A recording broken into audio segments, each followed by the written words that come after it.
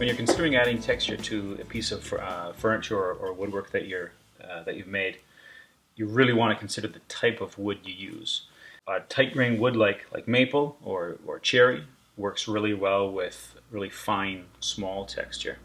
But if you're using something like this white ash here, it's a ring porous wood and already has a lot of texture in it, it will take thick sort of routed details or deeper carved details quite well, but it doesn't take that really fine texture very well at all. Some woods are really soft, like Douglas fir or pine. This is mahogany here. It might work really well, but it might not stand up quite as well as you hope to. Just try it out and see what effect the texture you're using has on the wood.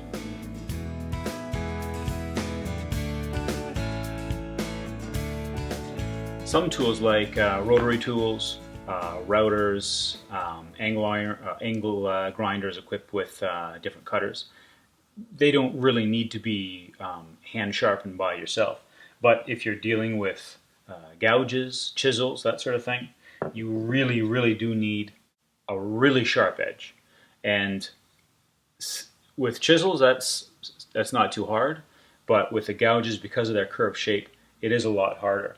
So do a little bit of research, learn how to sharpen the gouge that you're using, and you've got all sorts of tools. You've got honing compound, you've got honing gouge or honing guides, different types of stones, different rotary tools that will assist you with sharpening. So whatever system you go with, just master that system. And so you can have nice, sharp tools. Dull tools are really frustrating to work with. They're very unsafe to work with.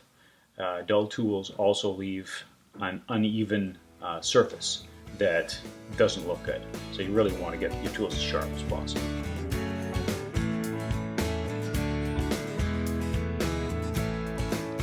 As a woodworker, you're often told to go with the grain, but I find usually when I'm adding texture to a piece, when I go across the grain, that snips the fibers nice and cleanly and leaves a really clean, really crisp surface.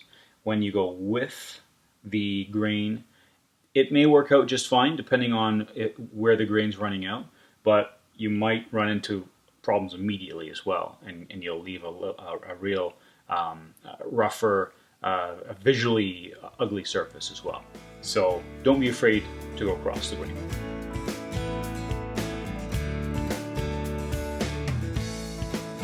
When you're texturing larger areas, do your best to be patient. It's not a race. If you rush through it, it'll show in the final product. You want to get a reasonably even texture usually. What I also often do, not always, but what I often do, especially when I'm using carving gouges, is I will do my best to remove all of the surface and leave only gouge marks. It's when you leave little areas between the gouge marks that sometimes looks a little bit sloppy.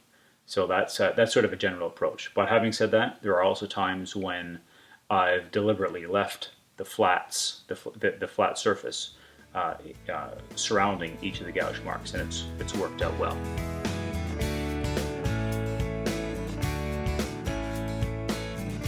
As humans, I think we always want to make things perfect, but I think that's rarely the best approach with adding texture.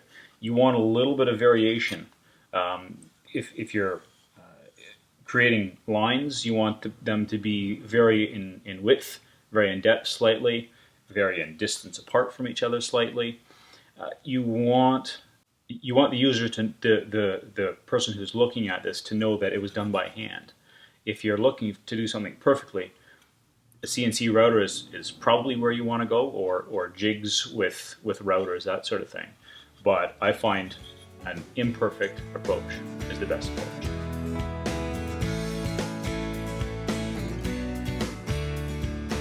If you're new to adding texture to wood, you've got to experiment. Everything from different wood species, Some work great in one situation and very poorly in another. You can also experiment with different texturing tools. I'll post a link to a texturing article I wrote at the end of this video. But there's so many texturing tools you can use. Another thing to experiment with is using tools in different ways, whether you're going cross grain or with the grain, all sorts of different approaches.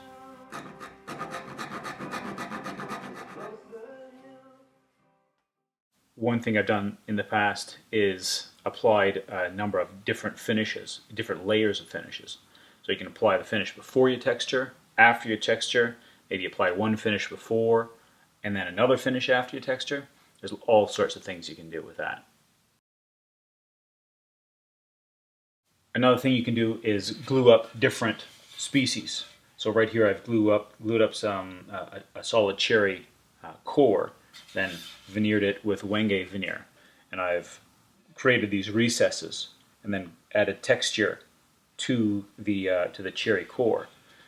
Creates a really unique look, and there's so much that can be done with this sort of thing.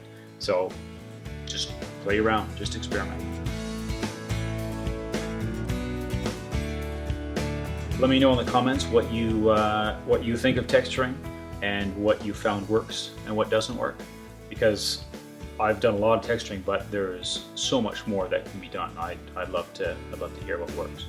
Anyways, thanks for joining me here, and we'll talk to you soon.